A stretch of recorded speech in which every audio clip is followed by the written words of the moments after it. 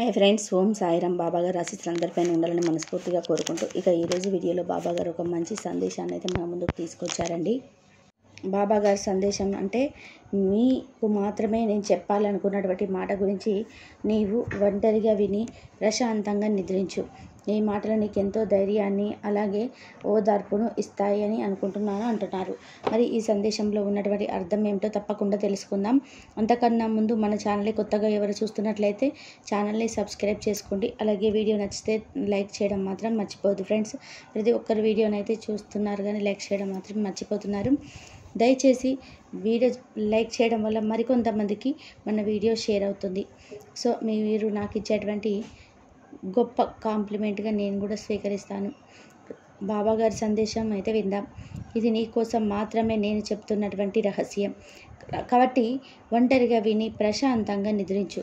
ఎందుకలా దుఃఖిస్తున్నావు? నీకు సంబంధించినటువంటి ప్రతి విషయం, నువ్వు మొదలు పెట్టాలి అనుకున్నటువంటి ప్రతి పనిలో నువ్వు అపజయం పొందుతూ వస్తున్నావు. నీ కష్టం అంతా వేరే వాళ్ళు ఉపయోగించుకుంటూ అది కేవలం వారి సొంత పనుల వలె వారి కష్టంగా చెప్పుకుంటూ లాభాన్ని పొందుతున్నారు. అంతే కదా, నీకు వచ్చిన సమస్య నీకు మాత్రం అది తెలుసుకోలేకపోతున్నావు. తెలుసుకున్న ఏమి చేయలేకపోతున్నావు. దాని గురించి బాధపడుతున్నావు. బాధపడవలసిన అవసరం లేదు. అలాంటి వారికి తప్పకుండా శిక్ష పడుతుంది. ముందుగా ప్రపంచంలో ప్రతి ఒక్కరికి కూడా అన్యాయం గెలిచినట్లుగా అందరికీ కనిపిస్తుంది.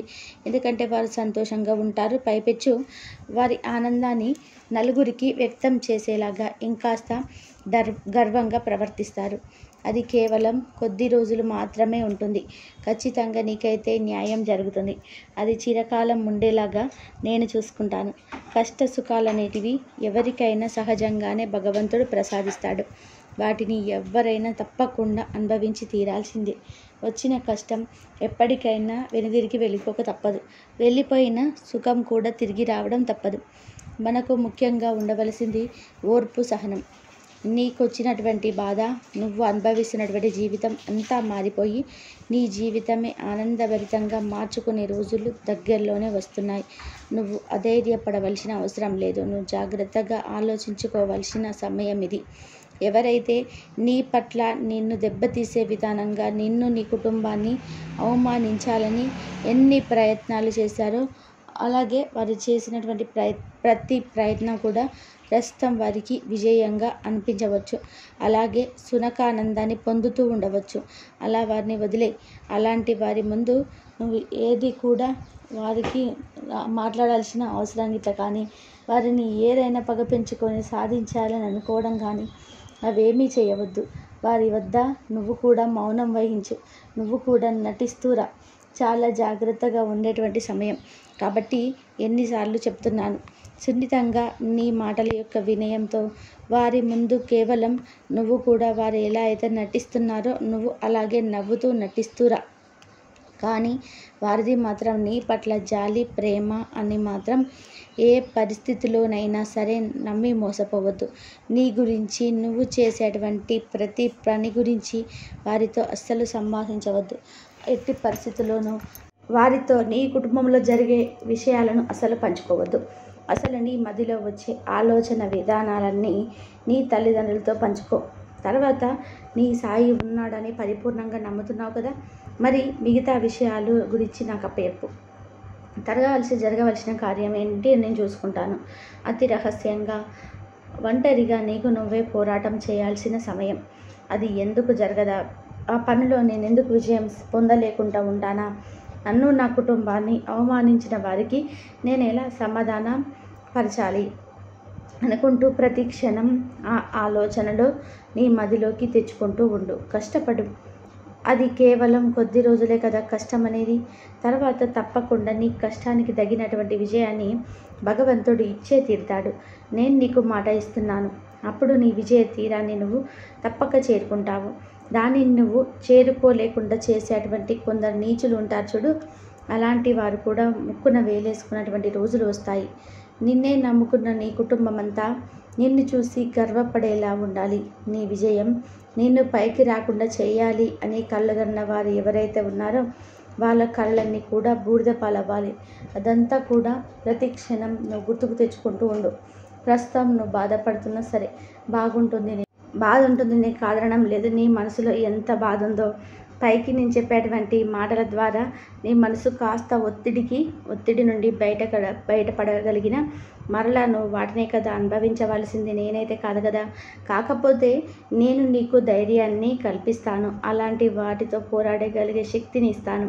కాబట్టి ఎక్కువగా ఆలోచించకుండా ఏదైతే నువ్వు పొడగొట్టుకున్నావో దానినే తిరిగి మరలా ఎలా సంపాదించాలా అనేటువంటి ప్రయత్నం చేస్తూ ఉండు. తర్వాత అదంతా కూడా ప్రతి క్షణం నువ్వు గుర్తుకు తెచ్చుకుంటూ ఉంటే నీకు నువ్వుగా ధైర్యం తెచ్చుకున్న వాడివి అవుతావు. నీ ఒంటరి పోరాటాన్ని ఈ రోజు నుండే మొదలుపెట్టు. ఒంటరివి అని మాత్రం అనుకోవద్దు, ఎందుకంటే నా వెన్నంటే నన్ను నడిపేటువంటి గొప్ప శక్తి ఉంది. అలాగే నా తల్లిదండ్రుల దీవెన ఉంది. నా సాయి అనుగ్రహం నాకు ఉంది నిండుగా. ఆయన తోడు ఉన్నాడు కాబట్టే ఇలా అయినా సరే ధైర్యంగా ఉండగలుగుతున్నాను అని క్షణక్షణం నీలో ధైర్యాన్ని నువ్వు నింపుకు ఉండు. ఎవరో వచ్చి ఏదో చెప్తారని, ఎవరో మంచి మాటలు చెప్పాలను, లేదంటే వారు చెప్తే మనం విని తర్వాత మన మనసును మార్చుకోవాలని ఎప్పుడు అనుకోవద్దు. మనకు మనంగా మిగిలిపోయేటువంటి క్షణాలు వచ్చినప్పుడు మనకు మనమే ఓదార్పును, ధైర్యాన్ని ఇచ్చుకోవాలి. తద్వారా తప్పకుండా మనం విజయ బాటలు పడతాం. ఇక కష్టం ఏదైనా సరే బాబా అనుకుంటూ వేదనతో ఒక్క పిలుపు చాలు నాకు. వెంటనే పలికే దైవంని కదా నీ సాయి. మరి ఆయన అంతటి కరుణామయ అయినప్పుడు, భక్తుల పాలిట కల్పవృక్షమైనప్పుడు, తన భక్తులు కష్టంతో ఉండి ఒక్క పిలుపు పిలిస్తే పరిగెత్తుకుంటూ రాడా? మరి కావలసిన సహాయాన్ని ఆయన ఎలాగైనా సరే చేస్తాడు. కాకపోతే సాయిని మనం నిరంతరం మన హృదయంలోనే నిలుపుకొని ఉండాలి. బుద్ధిని, మనస్సును ఏకం చేసుకోవాలి. మన ప్రార్థనలు సరితే కొన్ని పరిస్థితుల వల్ల మనం ఒత్తిడికి గురి కావడం అందరం సహజమే. ఆ ఒత్తిడి నుండి మనం బయటపడేసే మార్గం సద్గురువు యొక్క నామం, అదే సాయి నామం. ఒకవైపు భజన చేస్తూ ఆయన నామాన్ని చేసుకుంటూ ఆయన మనసులో నింపుకుంటూనే మరల మన పని చేసుకుంటూ ఉంటాం. మన పనిలో కూడా ఆయన గురించి తప్పకుండా ఏదో ఒక క్షణం పాటైనా సరే ఆయన నామస్మరణ చేసుకుంటూ ఉంటే చాలు. ఆయన ఎంతో పొంగిపోతాడు. నా భక్తుడు ఇంత కష్టంలో ఉండి కూడా నా నామస్మరణ చేసుకుంటున్నాడని మర్చిపోవడం లేదని ఆయన పొంగిపోతాడు. నిన్ను అవమానాలకు గురి చేసిన వారి గురించి ఆలోచిస్తూ ఉంటే నీ జీవితం అక్కడే ఆగిపోతుంది. కాబట్టి నీ మనసులో ఉన్నటువంటి ఆ సంకేతాలన్నింటినీ కూడా పూడ్చి పక్కన పెట్టేసి ముందు నీకేం కావాలి, నువ్వు ఏం సాధించాలి, తర్వాత నీ కుటుంబానికి ఏం అందివ్వాలి, వారికి నీ వంతుగా నువ్వు ఇచ్చేటువంటి శ్రమ ఫలితం వారికి కూడా తప్పక దక్కాలి. ఎందుకంటే నిన్ను ఈ భూమి మీద తీసుకొచ్చిందే వారు, అలాగే నీకు కావలసినవన్నీ కూడా అందించింది వారు. కాబట్టి వారికి కూడా కష్ట సమయంలో నువ్వు ఆసరాగా నిలబడాలి. అది నీ బాధ్యత. కాబట్టే నీ సాయి మాటలను మర్చిపోవద్దు. ఇప్పటి నుండైనా నీకెంత బాధ ఉన్నా సరే, నీకెంత బాధ కలిగినా సరే వాటన్నిటిని కూడా పక్కన పెట్టేసి నేను చెప్పిన విధానంగా మీరు చెప్పినటువంటి మాటలు విని నడుచుకో. నీ పరీక్షా కాలానికి తప్పకుండా ముగింపు పలుకుతాను. నీ కోసం ఆ పరమాత్మను నేను కూడా వేడుకుంటాను. త్వరలోనే నీ సంతోషాన్ని నీకు ముందు రాబోయే రోజుల్లో పరిచయం చేస్తాను. నా బంగారు బిడ్డ కోసం నేను ఏదైనా చేస్తాను. ఇకపై కన్నీరు పెట్టుకోవద్దు. ఈ సాయి మాటలు నీకు పూర్తిగా ఆలకించావు కదా, సంతోషంగా నిద్రించు. ఎలాంటి అనుమానాలు వ్యక్తం చేయవద్దు.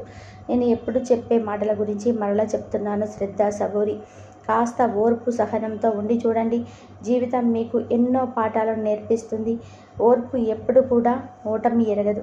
సహనంతో శాంతి కాందంటూ ఏది లేదు సృష్టిలో. ఈ రెండు ఉన్న వారి జీవితంలో వారు ఎప్పుడు కూడా కోల్పోరు, ఓడిపోరు. ఈ సాయి జీవిత సారాంశ సత్యం. ఇక నుంచి ఈ పరీక్ష సమయానికి స్వస్తి పలుకు. ఓర్పుతో సవాలు విసిరి ముగింపు పలుకు. నీ మనస్సులో నువ్వు పడే వేదన నుండి ఈ క్షణమే బయటపడేటువంటి గొప్ప అదృష్టాన్ని, ధైర్యాన్ని ఈ బాబా నీకు అందివ్వబోతున్నాడు. స్వీకరించు. సంతోషంగా రేపటి రోజు మొదలుపెట్టు. సో విన్నారు కదండి ఈ రోజటి బాబాగారి సందేశం.